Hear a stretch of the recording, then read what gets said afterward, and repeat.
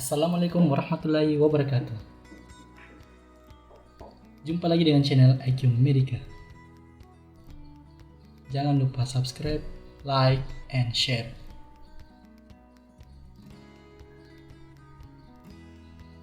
Oke, di cuplikan sebelumnya kita telah melihat bagaimana sindrom Tourette. Jadi pada kesempatan kali ini saya bakal menjelaskan terlebih dahulu apa itu sindrom Tourette. Nah, jadi sindrom Tourette itu sendiri sebenarnya dia masuk ke dalam salah satu kelompok dari tic disorder.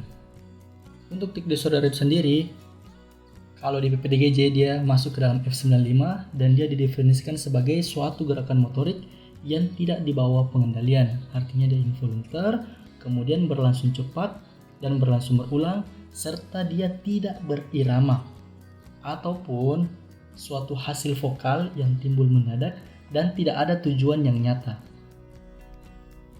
Nah, dari definisi ini biasanya ada yang sulit membedakannya dengan autism dan retardasi mental dari gerakan motoriknya.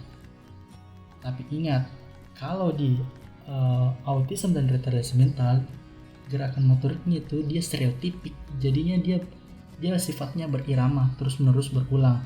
Sementara tic disorder dari definisi yang saya katakan tadi, salah satunya adalah dia tidak berirama. Itu yang membedakannya dengan stereotipik pada autism dan retardasi mental.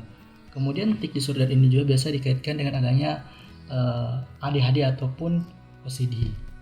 Nah, untuk tic disorder ini dia terbagi dua berdasarkan jenis dan waktu kejadiannya. Berdasarkan jenisnya dia terbagi menjadi motorik dan vokal. Motorik dan vokal ini lagi nanti terbagi menjadi sederhana dan kompleks. Nah, untuk tic motorik yang sederhana itu contohnya seperti gerakan mengedipkan mata ataupun dia mengedipkan leher. Jadi dia hanya satu otot. Sementara kalau tic yang kompleks itu dia melibatkan sekelompok otot. Contohnya dia bisa sampai lompat. Kemudian untuk tic vokal ini terbagi dua, ada yang sederhana dan kompleks juga.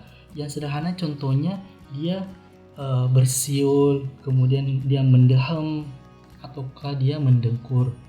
Sementara yang kompleks ini contohnya itu ekolalia. Biasanya kita sebutkan dengan nama lain latah.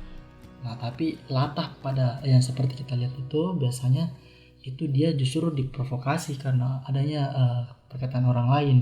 Tapi kalau ekolalia yang kita maksudkan di sini, yang dia masuk ke dalam tic disorder ini, dia tidak dipengaruhi oleh impuls dari luar. Jadi tidak ada pengaruh dari perkataan orang lain di sekitarnya. Kemudian berdasarkan waktu kejadiannya dia terbagi menjadi 3. Nah, sebenarnya untuk membedakan transien dan kronik ini secara singkat kita lihat dari waktunya saja. Kalau dari waktunya dia lebih dari 1 tahun maka dia masuk ke dalam kronik. Sementara kalau dia kurang dari setahun dia masuk ke dalam transien. Nah, kemudian transien dan kronik ini sendiri kita bedakan juga dari gejalanya. Dari transien dia bisa terjadi gejala motorik dan atau vokal. Jadi bisa terjadi kedua-duanya ataupun salah satunya saja. Tapi kalau di kronik dia hanya terjadi motorik atau vokal. Jadi hanya terjadi salah satunya saja. Tapi ingat tadi batasan waktunya yang dilihat terlebih dahulu. Nah, kemudian inilah yang kita lihat dari cuplikan videonya tadi, Tourette syndrome. Untuk Tourette syndrome sendiri, dia bisa juga disebutkan sebagai chronic tic disorder, tapi dia timbul gejala motorik dan vokal itu secara bersamaan. Jadi dia tetap lebih dari 1 tahun, tapi gejala vokal dan motoriknya itu timbul bersamaan. Oke, kita kembali melihat videonya. Oke, dari video ini kita lihat dia ada gerakan involuntar ini dari tangannya, kemudian di daerah kepala juga ini digerakkan secara involuntar. Nah, ini yang masuk ke dalam Tourette. Kemudian di sini sebenarnya dia ada mendeham, tapi di video ini saya mute karena kondisinya kurang memungkinkan. Di sini sangat bising, jadi pun saya berikan suara juga tidak terlalu kedengaran. Jadinya untuk tic ini sendiri biasanya onsetnya itu hampir selalu pada masa kanak ataupun remaja. Tapi lazimnya itu ada tic motorik sebelum timbul tic vokal. Coba kita sekali lagi.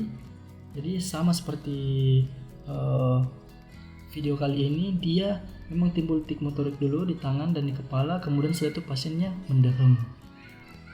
Nah, itu untuk sindrom Tourette. Jadi ini gerakan tangan dan kepala. Kemudian setelah itu pada saat ini dia mendehem. Nah, itu terus-menerus berlangsung. Nah, pasien juga mengaku ini sudah terjadi beberapa kali sejak dia masa remaja. Oke, saya rasa itu yang dapat saya sampaikan pada kesempatan kali ini. Kurang dan lebihnya mohon dimaafkan. Wabillahi taufiq wal hidayah. Wassalamualaikum warahmatullahi wabarakatuh.